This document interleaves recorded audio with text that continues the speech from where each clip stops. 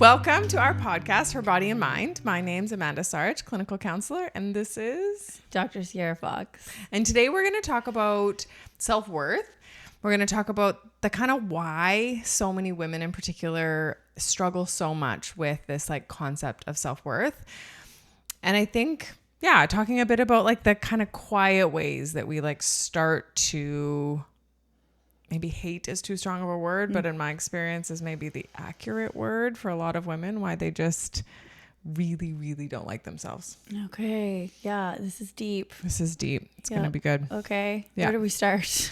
Well, I think when I think about the thing I talk about the most, although I specialize in trauma, I think when you start pulling back the layers, and you and I have talked about this a lot, when you start to like pull back the layers, a theme I see again and again and again and again is that a lot of that kind of like negative core belief, or a lot of the reasons why people are in my office, maybe kind of indirectly, is they don't think they're good enough.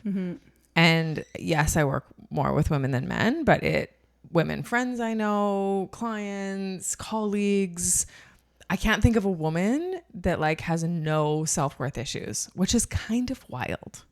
Yeah, I think that's true. I would say I agree with that. Like, can you think of one woman that we know that is just like authentically, just like has no issues with one part of themselves? No. But then in my mind too, because I'm like trying to go on the flip side with men. We're like, what about the men? But then if I was to review the men, whether it be like parental figures, partners that I've had, not one has ever, they mask it really well, but they too have the same stuff. They just present differently. So I don't know. I don't know if anybody's like unscathed from this. Like I do feel like there's some level I think women are more likely to come in to try to figure it out versus men are taught to not, and just to mask with like ego and control and whatever they do. Absolutely. To compensate. So I don't know. But I mean, I think it's a human thing, but I think it presents in women, I would argue, more. I think if we're looking at the population that you're speaking of, like male parental figures and like partners, I think that there's truth to that, but I think that women are impacted, I would say, more for... Who has more damage done? Women. Yes, exactly. I agree with this. Right? Yes, I do agree with this. And then it's like, if you start thinking about the why. So, and I think, like we said last episode, we don't want to get more like hater comments. Like we love the men, but because this is a podcast on women, focusing more on like the woman piece. But I do think it's so interesting when I think about it, like that so many people, although I'm dealing with a skewed population, so are you a bit, in that they're the people willing to come get help. Yep. But the fact that we're all walking around like hating ourselves, or hating a part of ourselves, or hating each other, like it's really quite complicated and worth thinking about and talking about. Yeah, I can attest to this because I feel like I really struggled with this until I was probably about 40 when I figured my shit out. Yeah. It's like 40 years old. I'm like, oh, okay. Like I can like love these parts and feel confident and not, that's that's possibly half of my life of not feeling super hot about my pieces. So yeah. But you are hot. Yes, I literally, just kidding. Get it? Half not. But I think like what I see a lot in my office, and this is true for me too, is because people always think I have no issues with myself because I do present very, very confidently. Yes. Like I am confident, but there have been parts of me that have felt not good enough. And I remember being in therapy. This is probably like a while ago, but not that, maybe in the last like 10 years. Yeah. And we're like pulling back the layers as one does with good EMDR. And then the belief system, she's like, it sounds like you're not good enough. And I was like, no, that's not it. Keep going. I'm the best. I'm the best. What are you talking about? No, next belief. That's absolutely not it. I'm so good. And yeah, that was it. Yeah. And that comes up all the time in my office. I'll have these like very confident appearing women. Yeah. In a past episode, we talked about the difference between self-worth and self-esteem. Yeah. And so a lot of people are good in the self-esteem. They're like very attractive, object A, or B, or just they're good at something or whatever, right? And so they've decided or have like come to a place where they're good enough, but only you have self-esteem in certain areas. Yeah. Yeah. But that foundation of self-worth. So when women are in my office and I'm like, it sounds like not good enough. Same thing. They have my very similar reaction, especially confident, high achieving women. Type A, motivated, driven, come across very like extroverted. Yeah. That wouldn't be on your radar. Yeah. And they're so much more comfortable saying like, not safe, not in control. But when we like really pull it back, it is that. So what do you think the reasons are this comes to be? Oh gosh. Yeah. Like there's a lot, but everything goes back to childhood. I don't know. In a lot of ways, right? Like there's like experiences that, that informs how you feel about yourself in younger years. And then I think there's genetics involved there. I feel like I wasn't raised by my dad and yet I'm so similar to him. And the question is why? You're like, how do you, there's a lot of different things and just biochemistry. So there's things that we can control and not control. Yeah. So I think it's a good blend of things that kind of create that picture. Yeah. I like the language. Like this isn't, I mean, some of it genetic, that does make sense, but a lot of it, it's like conditioning. Like we've been conditioned, whether through our childhood experiences, or societally based on like when we talk about are women more scathed more. I think a bit about bodies. So I also, again and again and again, women are sitting in front of me, a variety of shapes and sizes, saying that they like hate their body. Like I've had more than I can count women sitting in front of me that look like actual like Victoria's Secret models. And they're like, I'm disgusting. And I'm like, what? Like, it doesn't matter how much. The math doesn't math on that. Like, that doesn't make sense to me. But we're just talking about a physical appearance. Physical appearance. Yeah. But we have been like, I think, trained that in some ways, it sounds like a little bit vulgar, but like our bodies are currency in some ways. And especially women are taught that like how you look is how you're treated. And that's true. So we learn from such a young age to be like hypercritical of our bodies. And I think that bleeds into self-worth because it's like a target that keeps moving. Yeah, you can't keep up with it because things are always changing too, as far as like expectations and how you're supposed to present, for sure. But like think of a body and like how many things have to be perfect. Like so if your face. And as you age, 40. Right. 41, yeah. Like another huge change. So like your face needs to be like a certain way. You have to have a certain size of like breasts. Your butt should be a certain way. Your waist should be a certain way. Like it's very complicated. And so we start existing in this like house that we loathe. Yeah. And that's without like someone verbally even being like, you're bad, you're this, you're that. That's just like what we absorb from social processes that are passively happening around us in school, at the store, on social media. That's even without like someone physically directly kind of in a way, whether it's verbal abuse or just, something more mild to that. But yeah. Yes. Well said. Thank you. And I think if we look at like genetics too, like our society values thin women with like very Eurocentric facial features. So if you... What is Eurocentric? So like small, you talk about like how they have to be like a certain, what's the word? Like your eyes should be so ratios. Ratios, okay. all of those I've things. never heard the Eurocentric. Fancy.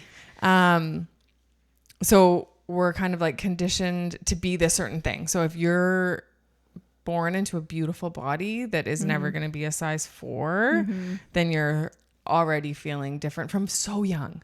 Like kids that aren't just like naturally super, super, super thin. There's bullying in elementary school because of it, which is just like little kids bullying each other from this like societal structure that is like unspoken. Yeah. And then if we talk about aging or like menopause, or like you talk a lot about like blood sugar and all of those things that contribute to just like the things you can't control. Yes, which is tricky because that's what I see. It's like women, whether they've struggled their whole life. And I know, like, I can take a family history and then I can look at someone's diet and then I can body composition wise, like, see all things combined. I'm like, this is so strongly genetic and like out of your control. And it's like so frustrating for typically the female because, you know, they can do the extreme diets and still their body won't act the way that they should in response to like just doing really healthy things or even extreme things, because they have such wired genetics to be a certain physique and respond to carbs and sugar in a certain way.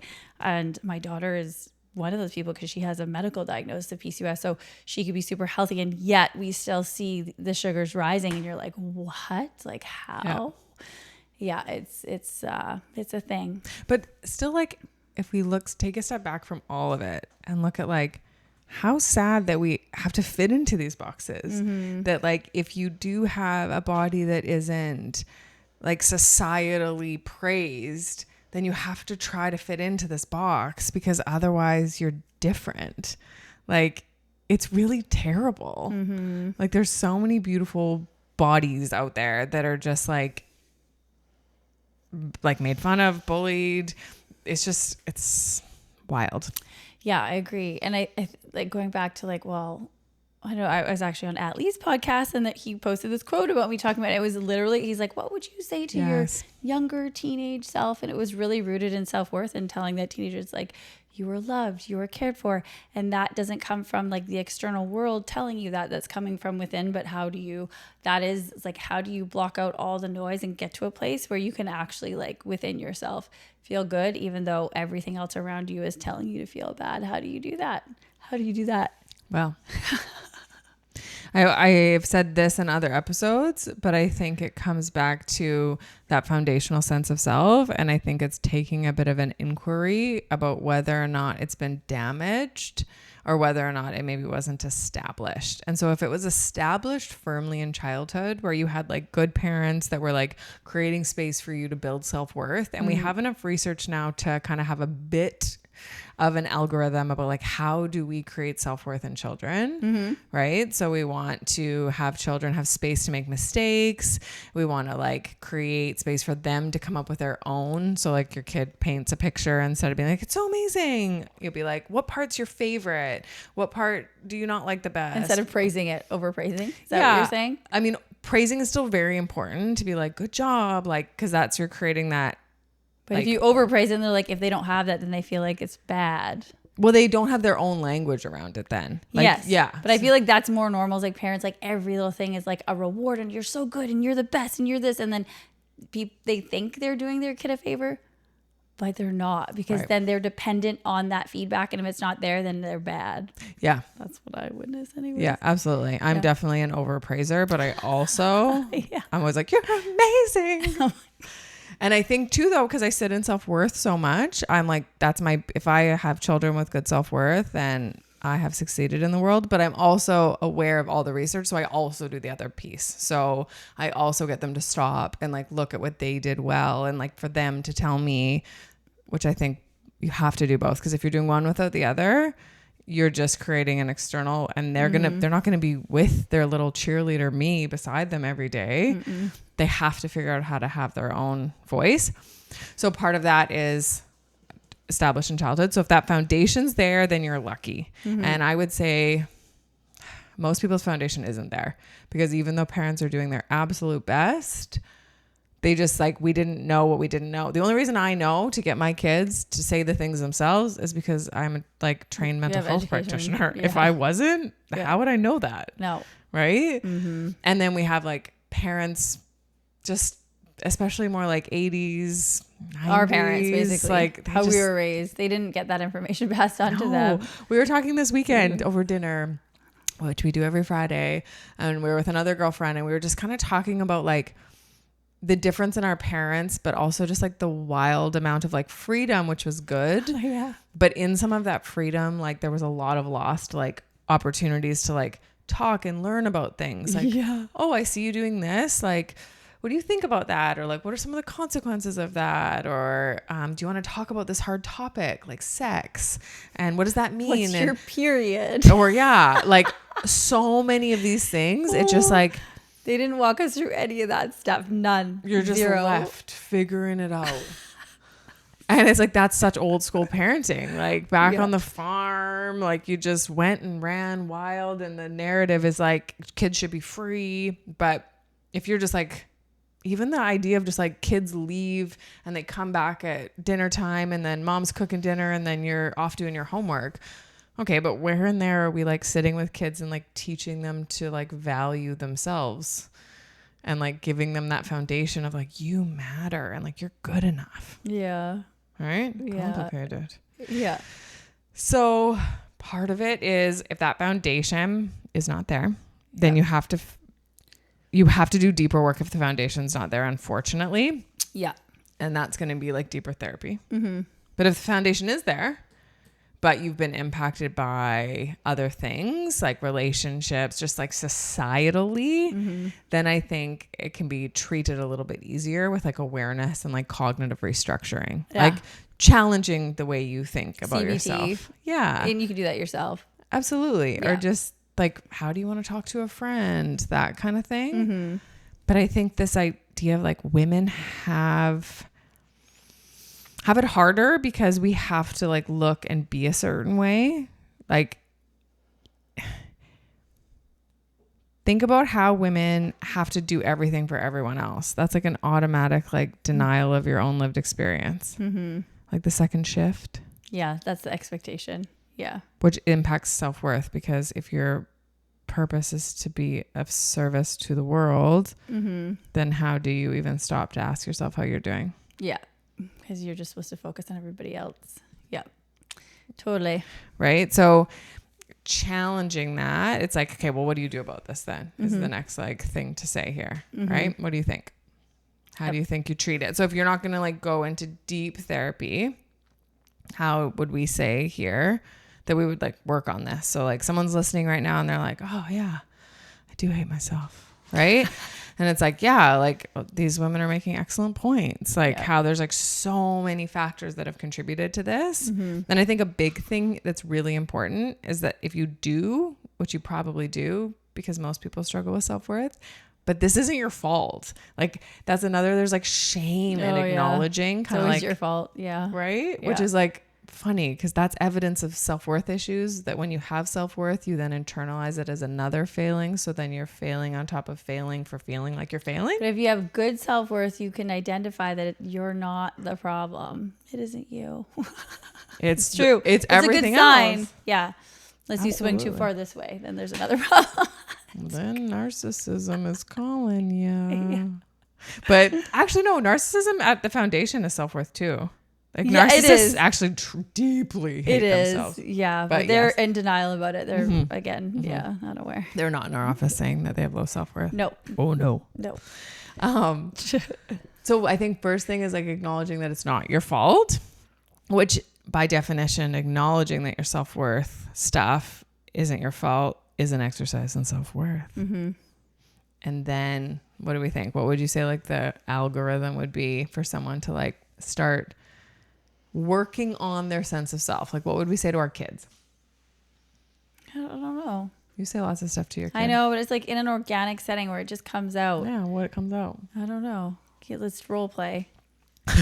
I'm a teen. Like, Pretend to be Autumn. I don't know how to be Autumn. Yeah. Well, from my perspective of you, what you do a lot of with her is that you like get her to like make her own mistakes, and then you're like there to help her. I don't force her to make mistakes. She's good at doing it on her own. Well, because that's kids. Right.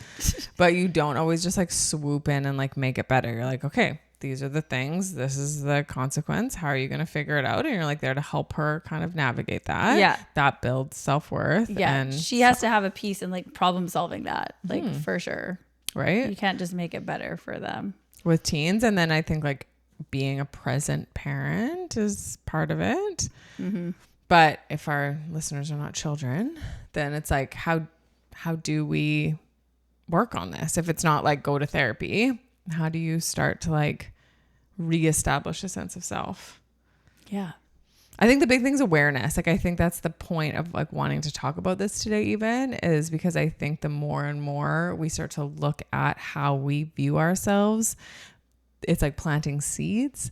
And then it's like paying attention to how you talk to yourself in a day, paying attention to when you get out of the shower and you look in the mirror and you're like, see your naked body, that you're like, ugh.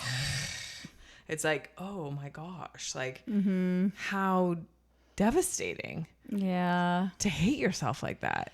Yeah. And like, I can be like this. I don't know if you can, but like, it's catching those moments and then like softening and saying like, no, hold on.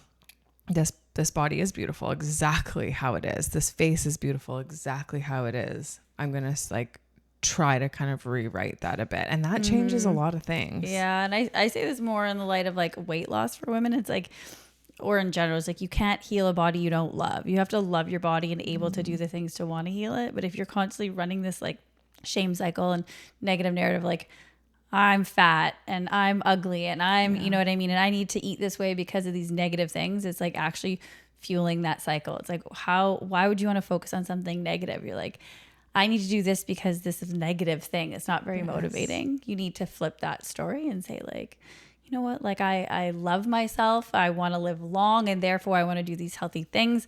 And that's way more motivating to stick to comparatively to like these terrible stories that we tell ourselves, because it keeps you in that cycle. Absolutely. And I think the pieces people will be like, but that feels like I'm lying to myself. And then that's that awareness. So acknowledging that you can't heal something you hate. Beautiful language. Nice one. But then if you can't not hate it, if you try and you like are flipping the script a bit and you're like sitting in self-compassion and it still isn't working, then that signals the need to do deeper work. That signals deeper wounds, whether it's childhood bullying, domestic violence, etc.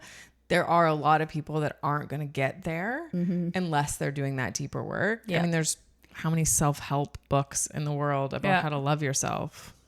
The 100 million. Yeah. And so there's a certain group of the population that'll work for, but there's a certain group that it won't. And so also knowing that is powerful, because then it's like, okay, if this isn't working, there is so much other stuff you can do. Yeah. Which would be finding a good therapist, right? Yeah. So it's like, you can't out diet, you can't out book, like you can't, these things are sometimes okay, but I would say more often than not, you need a bit more than just reading a book. If you're someone that you found you keep reading these self-help books because you want to fix yourself, and I know people, they'll read hundreds of books like that. Hundreds. Like, well, where does it end? And why are you still having to do that? Well, and then I think it doubles back on itself, because you've read 100 self-help books that make it sound like very easy. It's like, just like rewrite your script, like rewrite the narrative. And then it actually kind of like reinforces the idea that you're not good enough, because you've read the stack of books that says you should love yourself, but then you still don't. So then you decide that you're a total failure and it's your fault why you don't love yourself. So it's tricky, but acknowledging that there could be something deeper, and you could read 100 more books and it won't help, which is not your fault. Nope. You didn't decide this. You were conditioned to feel this way. Yeah. Anything else you want to add on that? I don't think so. Just love yourself, people. Love yourself. And it's like, you're never going to fully get there. I can't sit here and be like, I am 1,000% in self-worth. I am a work in progress.